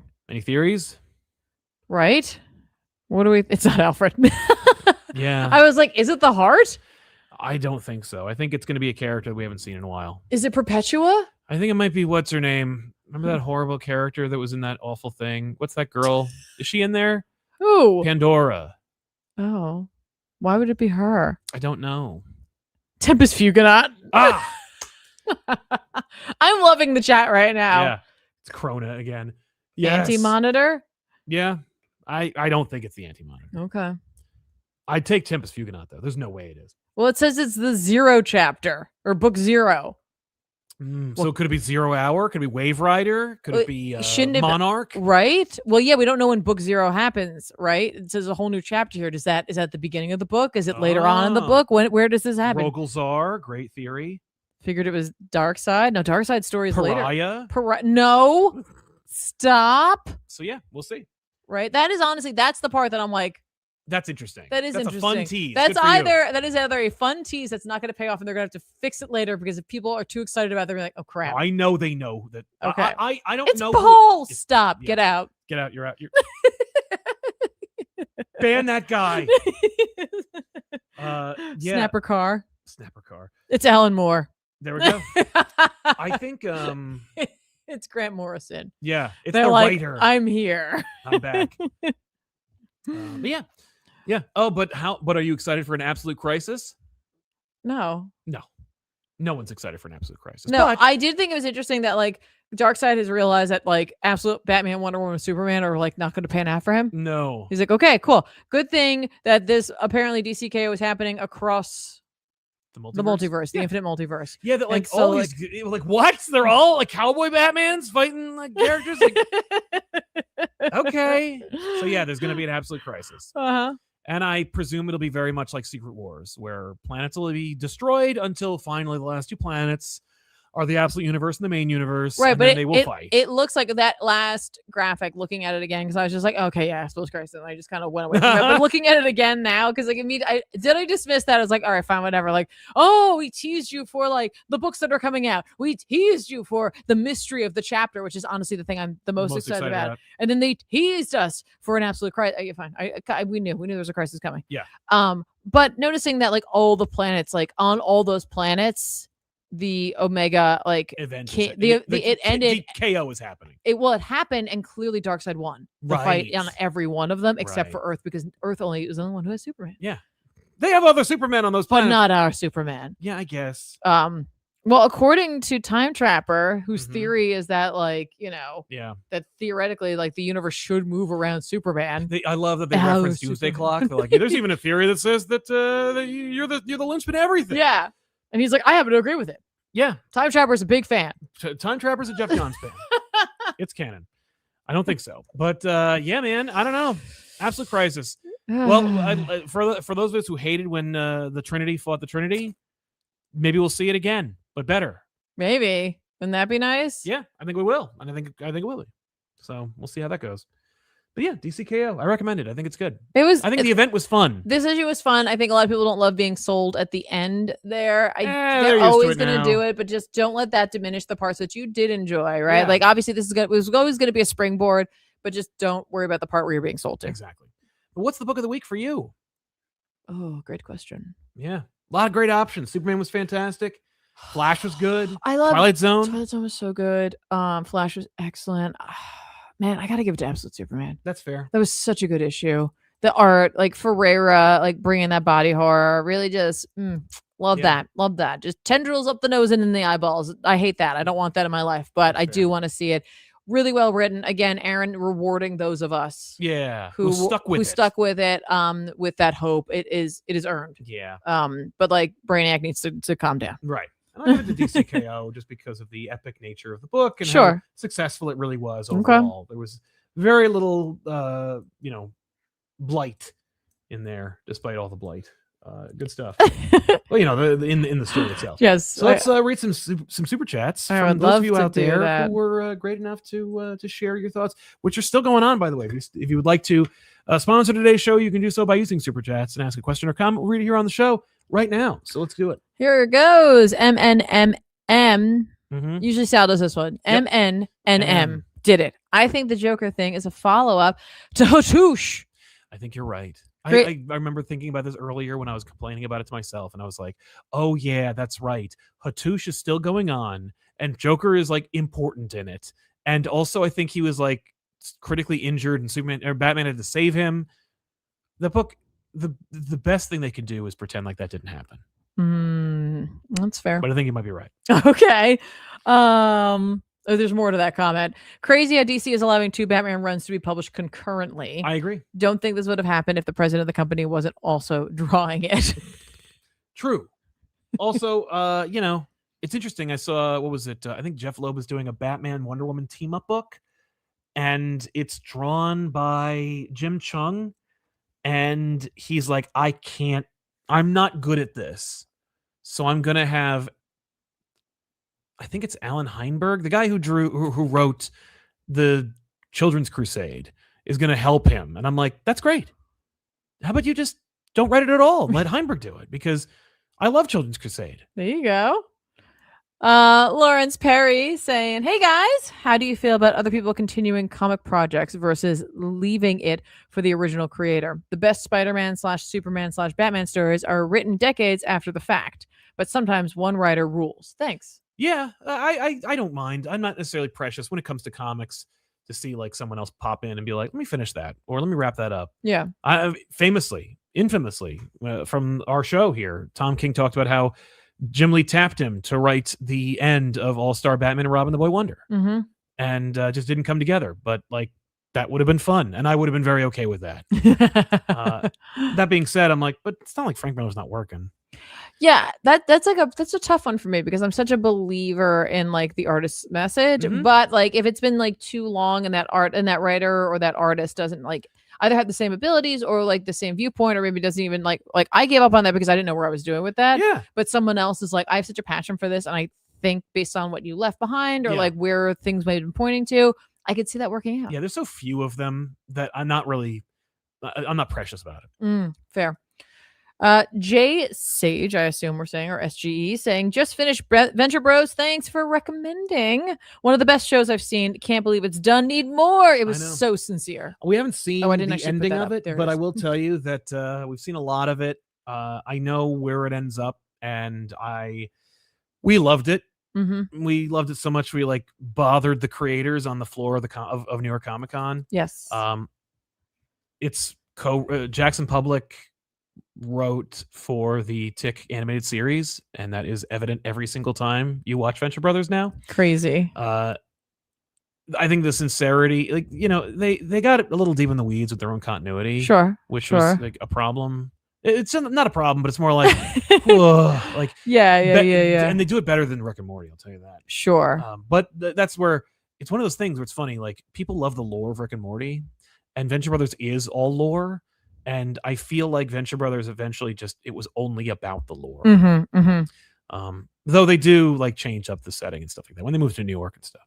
But I'm glad you liked it because it's some great stuff, some great writing too. All right, next we've got Smirking Gun saying 616 saying, I was wondering if either of you have read Animosity from 2017. Just got into it and loved the animals with human intelligence angle. We have a couple of volumes of it. I've never read any of it. You, I think, read the I didn't read any of it. And here's the reason why. Please. 9 times out of 10, I will not pick up a book that has animals on the cover or as the starring, because animal cruelty is something like, or animal sadness. It's just hard.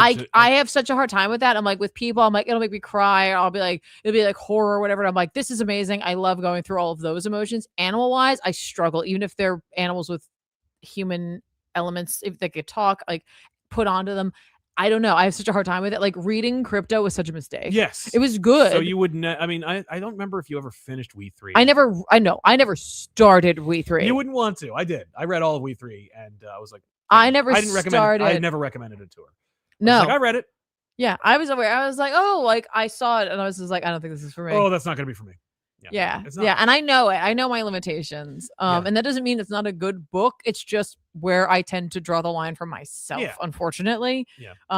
If I'm able to like see enough about it beforehand, I might give it a shot. Sure. But again, when I read Crypto, that was a mistake. I read all of Stray Dogs. That was cute. That's probably fine. No. It's very like fine. It looks like it's a Disney cartoon, but it's not. It's like, but it's not like. It's not gross. Okay. It's just it goes further than like the Brave Little Toaster. You know what I mean? Okay. This is the reason why I had started streaming God of War Ragnarok, and we came to a point where I was just like, I can't anymore. Well, like it turned it was of Tsushima. I got back into that eventually. You did, but that wrecked me, and that was a problem. Animal Farm doesn't count. Those people aren't. Those animals aren't animals in that book. But Animal Pound. Sad. Yeah, I can't do that. But I got through it. That's fine. Somber Shadow, thank you so very much. Man. Thank you. Saying recently was on vacation in Florida and went to the Collective comic book shop. Stay safe, or safe to say, Jesus. Safe to say, I spent a lot of money on books. Nice. Found some awesome Kirby era Mr. Miracle and got the entirety of DCKO tie-ins and all. Help me. Wow. Enjoy. Yeah, that's amazing. That is the problem, though, especially for some reason when you go to a shop that isn't your own. Yeah. you're like, when am I going to get back? When am I going to get back here? What Plus, my shop, especially if it's an impressive shop, you're like, well, I gotta support. Yes, there's just something like very energizing. I think about visiting a shop that isn't your own. That's true, and definitely opens up your wallet a little bit more than maybe you're prepared for. Yeah, we're heading to Florida pretty soon. We are. We definitely are. Alexandre de Alex. Alex, thank you. Hi, CP. Hi, ComicPop. What up? Hey, ComicPop. I just finished reading McKay's great run on Black Cat. Oh, yeah. Current Black Cat run, not as good, but grew on me. Wish Marvel didn't cancel everything at number 10. Yeah, it's canceled again. Yeah. It's a shame. I would have tapped Willow Wilson to do it, but I also appreciated Jed McKay's run. I didn't read all of it, but I read enough of it to go like, yeah, McKay gets her. Right. Okay. I don't know if VC needs a book. Felicia just needs to be important in Amazing. Mm-hmm. Spider-Man needs 4 titles. That's what has to be done. The problem is they try to cram everything into one book that comes out twice a month. No, we need 4 books by 4 different creators that is set in the same continuity. That way, one book can be about one thing. Another book can be about another thing. And then Amazing can drive the line. That's how it worked. That's why that book sold better than all the other books. Get back to it. They can't handle it. Arduit says, ComicPop, woo! Woo! Absolute Superman was so good. Really enjoying Fraction's run. There's another sentence. I kind of hope they keep Joker off the board for a while. Same. Hoping at least while in the pod, Joker is sane, a la JLA Rock of Ages. I don't think we're gonna get that kind of Joker. I think in this Joker we're getting. I think we're getting like Hannibal Lecter Joker. Oh, interesting. Okay. All right. Which is also coincidentally the Batman Joker. Where it's like Batman and Joker are going to team up and solve crimes. Remember in the Batman, how at the end he's like, I can't find Riddler, Joker. And Joker's like, well, let me give you some tips. You remember that? Because we saw the movie like 15 years ago. Yeah, no, okay. Don't worry, another few years and we'll see Batman. I kind of remember that. I kind of do. Okay, Mike Manhattan says, on a scale of 1 to 10, how effed is Dark Horse? Completely? I mean... Private equity bought Dark Horse and gutted it and fired Mike Richardson, who loves comics undisputedly and was like the reason Dark Horse created Dark Horse. And so, yeah, I wouldn't bet on that company ever again. Used to be a company where it's like, oh, well, at least they'll make beautiful books that are like creator forward. And how did this even happen? Like, I don't know. I don't know enough, unfortunately, about Dark Horse to like see where it went and how it ended up where we are. I can only hope, because Mike Richardson, by the way, is like 75 years old. It's not like, well, I hope he's like gobbled up by like IDW or something. I just think he's, he could be a consultant for someone. But I think he should. I mean, like anyone would do well to hire him as a consultant and have him like help. Well, I don't know. I don't know what his business acumen is at this point. No. Yeah, I don't know. Well, all I do know is his love of comics is undisputed. And Dark Horse is over. Like Dark Horse, as it is over, and going so far as to say within 5 years, Dark Horse will not exist. That's sad. Yeah, that's very sad. The Haha Hamilton says, keep seeing fan casting for Rogue. Mine is Caitlin Dever. Yeah, that's what the person said. Okay. Also, just picked up Absolute Martian Manhunter. Nice. Enjoy the 12. No, MM series. Am I right now? Martian Manhunter. Yeah, MM. I was trying to make an HB somewhere in there, and I'm like, where's the H? So Absolute Batman Annual and Extremity. Hey. Thanks for being rad. Appreciate that. You're rad, man. You're rad. You picked up Extremity. You're definitely rad. Exactly. Hulkzilla says, Raish, I'm tired of this daughter, Talia. Well, that's too damn bad. Get him up. Put him in the pool. I know your reference. Yes. Get him. Get in the pool. Get in the pool, Dad. What? Dad, get in the pool. I'm not doing this. Throw more babies. Yep. Arduit says the last page reveal wasn't him just knowing it's Bruce. It's it's the people coming to get Bruce. I think this might have happened like simultaneously, like as I was saying, like, hey. Appreciate that, Arduit. I just don't care about who knows who Bruce Wayne is. That's not a fun thing for. I don't care. I don't care about like, oh no, maybe they're not. Maybe they're not coming to kill Bruce because he's Batman. Right. Maybe they're just going to kill Bruce. Maybe it's something else. Yeah, like the other 1,000 stories that have been like that. Okay. Joshi says Moonstar #1 builds on events from the 10-issue recent Magic series. Thank you. So New Mutants Umbrella, easy for fans to track. Hope you read Moonstar #2. I'll try. I'll try to remember. Awesome. Okay, Don Weasel Yeehaw edition says, sadly, KO #5 felt more like an ad for Next Level. It was. Right at the end. Last 4 pages. Yeah. I think most of it wasn't, but I can usually remember the end the most. Yeah. So very fair that it feels like that. If your favorite character was knocked out of the running of the tournament, then yeah. But if you love Superman, then I bet you really enjoyed it. Well, no, he's specifically #5. Oh yeah, no, issue 5 is like, well, it's just a fight between Darkseid and I Superman know, but the rest of it, not. yeah. But that's what I'm saying. Like typically, you remember kind of like the last few pages the most. It's kind of like So it's like no, obviously it's not like Dark feel Crisis. Like Dark Crisis also pitched like an ending to the DC universe, or what was it? One of the events with the Infinite Frontier ending, where it was like, look at all these books we're coming out with, and I'm like, Dan 900 says the last DC event I really liked was Forever Evil, which is disappointing. It was a long time ago, man. Snyder struggled with events in general. Yeah. I know KO was Williamson and Snyder, but the events don't land as well as they should. Arguably, Williamson and Snyder have had trouble with events. So, them together, they'll have a good idea, but it's going to be tough. Events are tough. And they shouldn't be what's important. Like, they shouldn't drive the line. Yeah. They should be more like a victory lap or a reset or an opportunity to pitch some books, which is what it is. But like, what's at sell the line is the fantastic comics that are coming out month to month. Yeah, for sure. Rishiv says Superboy Prime should punch Alfred back to life. I hope he does. In my head, that's just Superboy Prime going out to the grave, digging him up, and being like, and just punching like Alfred until just Jamie being like, I don't even know if don't Alfred do has that a body anymore, honestly. In my head, there has to be a body. Well, there was one, but like Joker dug it up and brought it back to life and stuff. It was a disaster. Wow. That was 2 runs ago. I really love the idea of it being a skeleton. Yeah. But he's in the tuxedo. Yeah. Oh, definitely. Or he's like in the butler uniform. Yeah. I do think that we would. I don't think DCKO is going to do it, but I do think that this, the Absolute Crisis will bring back Alfred. Interesting. That'd be very cool. Luke Webb says, absolute pariah. It's pariah, but he's more sad and annoying. No, it has to be like different. He's thrilled and awesome. He's the only good thing to come out of the hatred of Darkseid. Yes. No, he would definitely be more whiny. No, he would. Yeah. Even Pariah's like, oh no. I mean, he's that's his wake up. There should not. Yeah, that should be his wake up call. Oh my god. Is that what I'm like? Oh, I'm worse than that. No, I need to.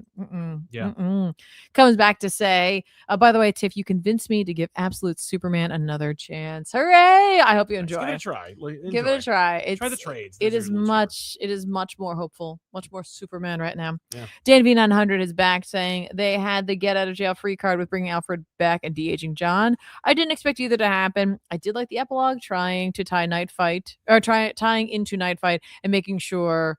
Making futures real. I hoped for more. Yes. You'll get more. It's only part 2. There'll be more. It's true. I think for a lot of people, they feel like DCKO is just that was it. No, I know that was how it was. That was how it was sold. Whoops. Well, I mean, I guess you don't want to give it away. Yeah. Elias Stevens says almost never catch the live. Welcome to the show, man. But always listen the next day. Hey, Tuesday Warrior. Thank you for being here both times. At work, just wanted to say you have Tuesday Warriors out there. Much love from down south. Well, thank you so much. That's awesome. Welcome. Thanks for joining us live. Thank you. You're like, what am I going to do tomorrow now? I don't know. Watch this again. Listen to us again. Yeah. Hello. This is just for you. Yeah. Check out the. I have an interview with Jason coming up. Oh, nice. Jake Murphy says, I can't stick around long. But Sal, what was your reaction to Darkseid monologuing to Pandora in the epilogue of to KO? I mean, I hate Pandora, and I can't imagine caring. What was your reaction, though? I was just like, okay. Just all right. It's like, I don't care about that. Jason, the co-host we have occasionally. Somebody was like, Jason, who? Like that guy who's on No Comic Required sometimes. Zilly Goose says, are you going to talk about any of the new Vertigo series? Bleeding Hearts and Brutal Dark are the best of the 3 so far. I didn't get a chance. No, we haven't read any of them. I'm sorry. But I'm going to plane. Oh, we will. We'll get on to them. We're going to plane. Yeah. You have work to do. Let's be honest. We all know which one I'm waiting for. Yes. The Haha Hamilton says, so are we ever going to see Beta Ray Bill use that sword? I hope so. We certainly haven't, and that was a long time ago now. Remember King in Black? That was how long ago it was. Oh. Mike Manhattan back to say, have you heard of Dork? Yes. Or White Sky from Image? Yes, unfortunately. The speculators have inflated their value. So they're just like being like once they hit the stands, they were all bought up. Like it is, I think, a deliberate and coordinated effort to inflate the value of independent comics. Like, I think that a group of people got together and they were like, we're going to go to like all of our comic shops. We're going to buy like these 2 books and we're going to like make sure that they're not available. And then we're going to like sell them on the internet for triple their value. Because there was no discussion. There was no enthusiasm. There was no hype. There was no deal planned. There's nothing about Dork that made it valuable or coveted in the traditional sense, except that it was hard to get because for some reason it sold out and not in the same way. Like it wasn't like pre-orders were great. These books were just, and it's happening again. There's a couple other books that are like basically the next, like the first, like the last 3 weeks of releases, obscure or like very niche indie books that are also not indie, like, oh, well, not in Mad Cave, obviously, or not in IDW. I'm talking about Image. Right. But those specific titles were a coordinated attack by, I think, resellers and speculators. Interesting. I suspect foul play is what I'm saying. Oh. RLC Comics says, do you guys have a favorite event to tie in? I loved Night Fight and was surprised at how emotional it got sometimes. I like Night Fight too. I think it was great. I mean, the Dan Mora art didn't hurt. But, yeah. I mean, there's, I'm trying to think if like there was any particular event that I liked the tie-ins to. I know there were some. I know there are some where I like the tie-ins better. Oh, and any of the tie-ins to Infinity? No. Yeah, I don't know. There were some interesting ideas with all the Infinity stuff, Infinity War, Infinity Crusade, Infinity Gauntlet. There were some fun tie-ins there, but not the ones I'm thinking of. I don't really know. Oh, I liked all the Batman stuff during the Crisis on Infinite Earths. You know, the Red Skies run. Nice. Excellent. All right. Why don't we talk about some books that are coming out this week? Let's do it. What do you got, sir? Let's see here. I have it right here. I know what you got. I know number 1 is for sure. Yeah, it's gonna be. Sal's gonna say it's Absolute Batman number 18. Yeah, it is. It's Absolute Batman. Absolute Batman 18. It's gonna be great. Looking forward to it. What else you got? Ninja Turtle 16. Can't wait for that. It's a great series. Check it out. That Action Comics cover is so cute. It is cute. I'm not reading it, but it is cute. I really like that. Really cute. Hey, speaking of Bleeding Hearts, the number 2 is dropping. Yeah. Let's see here. Alias Red Band number 1 is dropping. I am only interested because it is more Jessica Jones, so I will give it a try. Interesting. Did you see the like Black Cat number 8 Venom on the cover? Yep. Venom. Yep. But with Carnage? Yeah. And possibly Spider-Man? Yeah, I'm sure it's part of Death Spiral, which I am not endorsing in any way. I see. Oh, wait, excuse me. Oh. Sirens Love Hurts number 2 is dropping. I really enjoyed that. I had a good time with that book. It's fun. It's exciting. Yeah. Storm Earth's Mightiest Mutant number 2 is coming out. That's exciting as well. Okay. Oh, Imperial Guardians. I thought they were giving up on all of these things. They are. Oh. Well, that's a shame. Yep. The debut of Comics the Magazine's coming out. In an age of digital, they're making a print publication that is essentially like their attempt at doing like a comics publication, like Wizard or Hero or Comics Buyer's Guide. And good luck to them. You know what? I might actually. I'm sorry. I'm going back to the Imperial Guardians thing. I might check that out. Dan Abnett's writing it. No shit. Oh, that's a pickup. It's like that was the first run of Guardians of the Galaxy I ever read. Was Abnett's? That's a hell of a run to jump on. So I might have to pick that up. I feel like that is something I should definitely check out. Totally. You got another Kieran Gillen? Sorry, I was scrolling down after that. I was like, let me just see who that is. Yeah. At some point when 1776 is over, I'll just go back and read it. Yeah. I'll just you read the trade. We'll just grab the trade. Grab the trade. I was gonna do that, but I'll let you know number 5 is dropping if you haven't had a chance. Die loaded number 5. Yay. Die fans, go get it. Yeah. Planet of the Apes versus Fantastic Four number 2 is dropping. I'm whatever. I'm not going to complain. Unlike Rob Liefeld. Let's see here. There's a book called Spider-Man Meals to Astonish. I have no idea what this is supposed to be. I'm looking at it right now. I'll let you know. That's right. It's like that. There's like a celebrity chef or something like that. It's tying with. Never mind. I don't do that shit. I mean, I might check it out then. Give it a look. Mike Mignola featuring Spider Ramen, Jeff the Land Shark, and Chef Paul Carmichael. Mm-hmm. You said the 4 magic words, folks. Yeah. Jeff the Land Shark. Jeff the Land Shark. Yeah, and I missed out. I didn't read Archie versus Army of Darkness, but I should probably check that out. Looks fun. Yeah, sure. Does it look fun? I actually don't know. Maybe there's gonna actually be food. Also, Jeff's Table debuts this issue. Also collects Test Kitchen Infinity comic for the first time. This is a 40 that Spider-Man thing's gonna be 48 pages, so it's a bunch of different things in there. So I'm gonna be here for the Jeff's Table part. Definitely. Yeah, there you go. I'm in. I am a shill for Jeff. Nah, I don't blame you. There's worse things to be a fan of. I literally can't. Oh my gosh! Did you know that?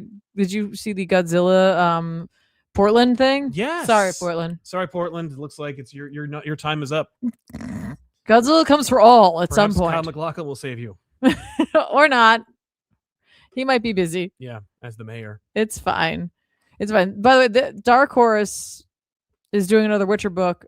It's on issue 2. Is it Si Spurrier again? No, it's somebody else because they just keep that running. I guess just get them while you can. Yeah. If you're a fan. If you like of that. Witcher. If that's the type of thing you're looking for, you should go for it. Yeah. Also, if you like The Exorcism at 1600 Pennsylvania Avenue. Yeah, they're doing the other one. It's Exorcism at Buckingham Palace. So you can also check that out as well. So if that's something that you are interested in. Just wanted to let you know. Why not? Also, Something is Killing the Children #1 is getting a 10th printing. Wow. So if you missed out with a glow in the dark virgin variant. Oh, that's fun. Just letting you know, friends. So keep an eye. Just letting you know, friends. You might be interested in that. You might. I don't know. You might, Rabbit. You might, friends. It depends on if you're that type of person who wants. I give me a glow in the dark variant. Oh my god. That is my other thing. I'm just like, ooh, glow in the dark. Like some people it's foil, some people it's holograms, some people it's blanks. They want someone to draw on it. I do think those are beautiful as well. But for me, I'm just like glow in the dark. Yeah. Ooh. I can only use it sometimes, especially when I can't read it. Yay. Totally. Yeah. Well, besides that, I mean, obviously, we're going to be going on vacation tomorrow, so we're leaving. But which means I will not be streaming this week. There's no streams, but there's hundreds of hours of streams that Tiffany has already done on youtube.com at ComicPop Plays. All links for everything we talk about are in the description below this video. So if you want to check that out, it's right there. But yeah, youtube.com/ComicPop Plays or at ComicPop Plays is actually how it's done. But check out that channel and subscribe to it, and you will not only not miss any of those streams when they are live, you can check out hundreds of hours of streams, which include not just Tiffany, but also sometimes I bomb it in there. We just finished Cosmic Invasion. Yeah, we did. But the Tiffany streams are so fun. They're really positive, and it's a really great space. So check out the playlist. There's 100 playlists on there of all the games. Many of them are in the 20s in terms of parts. With 3+ hours. Sorry. So if you're looking for like endless hours of Tiffany playing video games of whatever you want. Many different Batman games, all the Spider-Man games. But also other games, there's that weird shark one you played, and there's Witcher games. I play all kinds of games. I do often do a lot of superhero games. So if you're looking for that, again, I played all the Arkham games. I played Guardians of the Galaxy. I played that Midnight Suns game. You played all of Midnight Suns. I played lots of Marvel Rivals. I played a bit of that. There was a DC game we played, but I don't think we finished it. Did we finish that game? I don't know. Oh, Gotham Knights? Yeah. You did play it. I don't know if you finished it. I don't know if we finished Gotham Knights. I don't think anybody finished. So that's okay. But before we go, we got a couple more super chats. We do, and I'm ready to go. I got those. I got those ready, and I'm here. Hulkzilla saying, "Enjoy your vacation." Squeak, yeah. Thank you. Thank you for your very kind super chat. Very much. Thank you. And then Uncle Blurred says, "Long-time viewer, 8-time super chatter." Hot Venom Jane. Hot Venom Jane. That's right, Mary Jane. Did you see that Black Cat cover? I don't know if that's what you were talking about, but I saw that Black Cat cover. For the upcoming issue. I was like, I think they're being scary. I don't know. Not for me. Boobs. But they're gonna give her own outfit, because right now it's just, it's Big Venom. And Mary. Then they're probably just talking about what that might look like. Yeah, no, they did it. It's out. She's gonna be a Death Spiral. It's just thin, sexy Venom with red hair coming out of the back. It's just the most uninspired concept. That's so dangerous. I know. They're gonna pull that, right? It's like no capes. Yeah. No, I know. Did we not see Incredibles? The Incredibles? Just saying. Yeah. Irresponsible. But thank you all so much for being here. Thank you. Appreciate you, super chatters, for sponsoring today's show. We can't do the show without you, so we do appreciate you. Thank you to our chat for being so respectful and cool in the chat as always, and thank you to our Tuesday Warriors for checking out the show after the fact. Yeah. Thank you for liking this video, subscribe to the channel, clicking the bell for notifications so you know when we go live, which is on Monday nights around 6:30 p.m. Eastern Standard Time. Hopefully we'll see you guys next week with another episode of Off the Rack, depending on how tired we are. We're gonna do it. We'll be here. We might just be a little punchy. Yeah, more so than today. punch. So yeah, we'll see you guys next time, but have a wonderful week. Obviously we are going on vacation, but back issues will happen this Wednesday. And also we're gonna have like a bonus episode. It's not really Elseworlds Exchange, but it's more like a 2-man no comic required.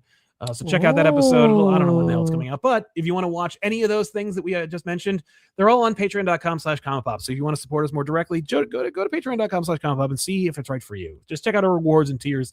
It is, I will say, one-stop shopping for ComicPop because we have 3 different channels. There's ComicPop, ComicPop Returns, popping, and that's right, and ComicPop Plays. All those channels produce their own unique content. All that content plus more, including a bonus podcast that I make for behind the scenes kind of curtain pulling. We have that show. We have like text updates. I get like insights and ideas from you guys about thumbnails we pick or title concepts or questions and answers. But all that's over there. It's basically a one-stop shop for ComicPop. It's one-stop pop, if you will. But also, it's not the shop where we sell things because we do have comicpopshop.com. But that's not. I don't think we have a couple of pieces of inventory left, but otherwise we're pretty much all sold out. So we got to replenish that, but we'll talk more about that another time. So thank you all for being here. We'll see you guys next time with another episode of Off the Rack. I'm Sal. And I'm Tiffany. So long, everybody. Thanks for watching. Bye-bye. Bye.